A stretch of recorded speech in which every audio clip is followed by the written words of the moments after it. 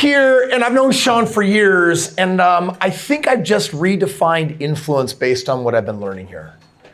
You see, when I first met Sean, I was confused. I thought influence was a series of things that you said that got people to do things that you wanted. It's a script, right? Like, if they say this, you say this, choose your own adventure. If they say this, you do that. By the way, is there power in having the right language? Yes or yes? Yes. But I just want to share an epiphany that I've had with watching Sean here in particular, because Sean breaks something down that I hunger to be able to do, and I don't know how to do it. Do you know what it looks like to partner in real estate with me? Check it out. I've got people all over the world that watch me on social, and they realize, wait a second, Kris, I've got money sitting in 401ks, IRAs, equity in my home that is doing nothing. As in, it's earning single-digit ROIs, and it's not gonna compound meaningfully to give me the retirement that I want, because at the age of 65, the average person has $255,000 in retirement. It's not a ton.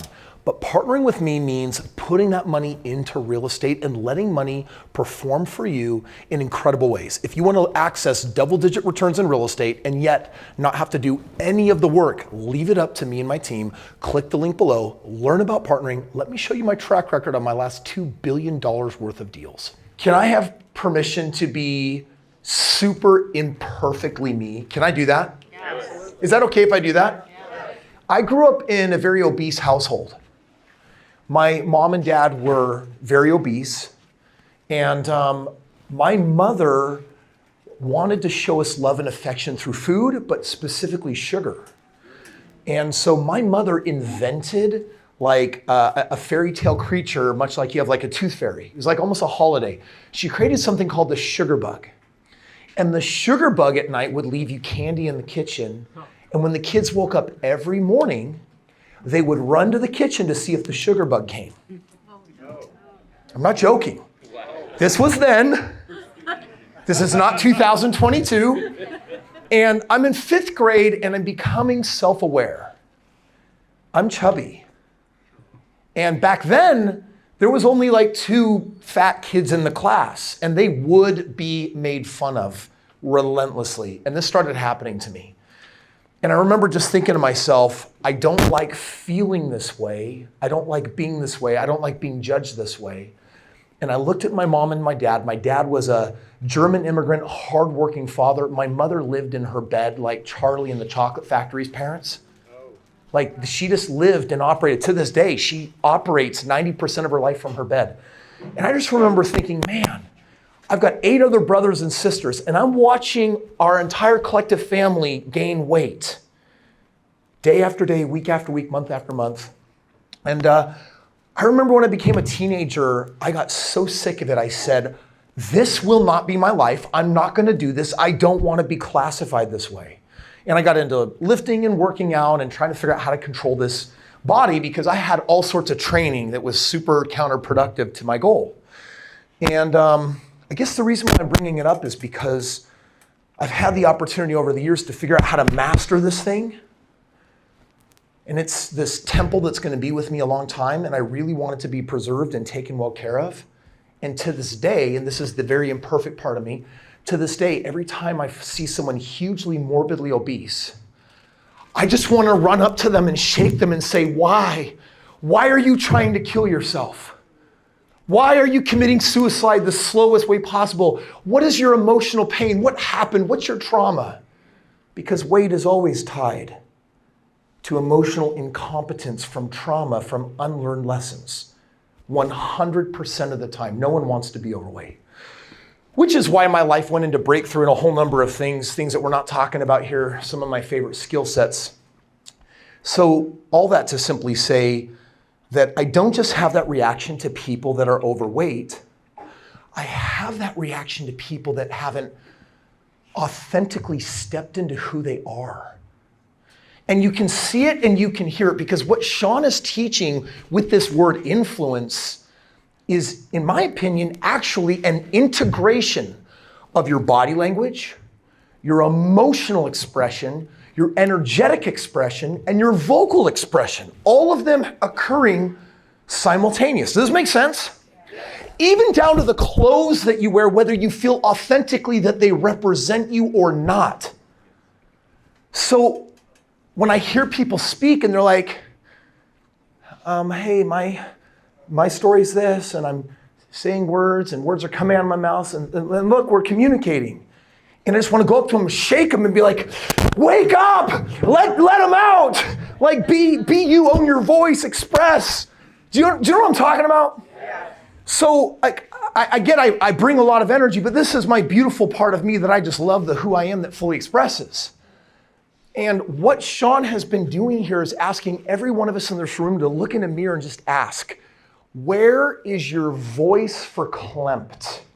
Where is your expression minimized? Where is your energy doused? Where are you hiding? You can't authentically influence people powerfully, and they will not respect you and they will not follow you. This is all subconscious. They're not going to follow you until you're a person worthy of leading, and you can't be worthy of leading until you authentically express yourself.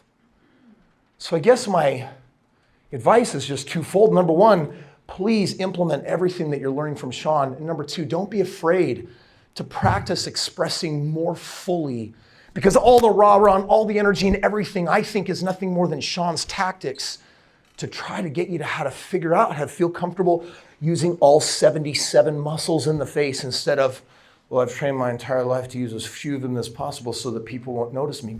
Animate yourself, right? Like, use the muscles.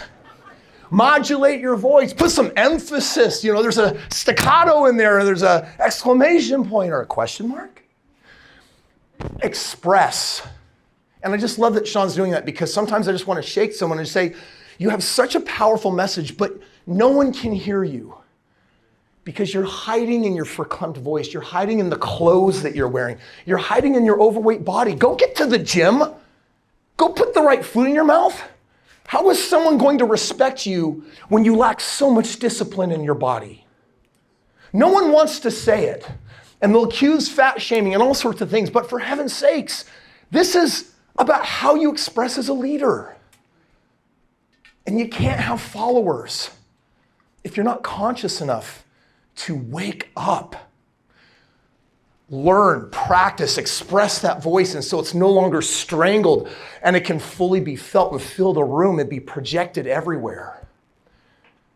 Take a look at your wardrobe and just ask, is this an authentic expression of who I am? Am I most comfortable this way? Am I allowing myself to use my body's language? Like, am I moving? Am I owning that this is my chance on earth and I won the lottery, but now I'm not really utilizing it?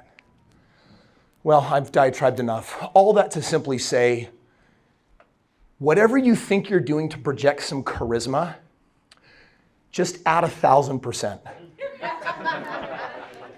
You'll know when you go too far. Did you hear what Sean said when he was in college and he says, I was not a charismatic person. I was quiet. What word did he use? He said he's a little bit shy and introverted. I just want to tell you, shyness is not genetic, it's a choice. Most of us learned it in grade school. Last thought. 19 years old, in Germany, failing at my life's goal to be a Christian missionary for my church. Struggling to grasp the language, feeling like an utter failure.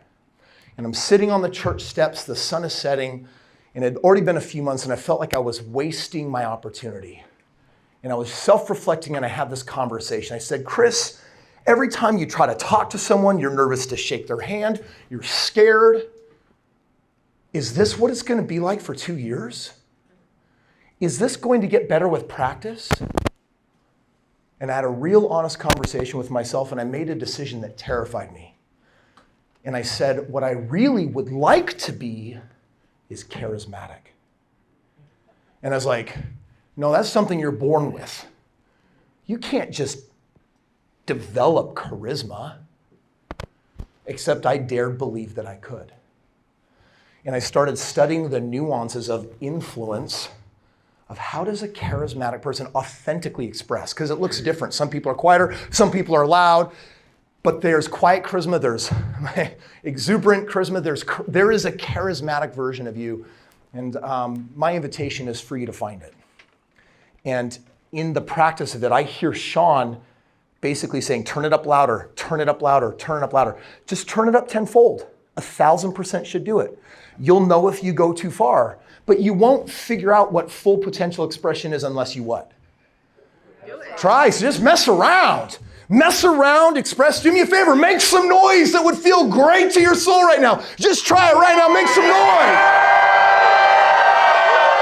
Yes. And when you can authentically be joyful, when you can authentically be excited, when you can authentically be sad, when you can authentically be angry, when you authentically can express and release your voice, and when you represent yourself in body and clothing and energy and emotion, that's when your group influence dynamic will erupt like the hockey stick Sean is talking about. So it's more than the words, it's more than a script, and it's more than a formula, because a part of the formula is how you show up. All right, that was my share.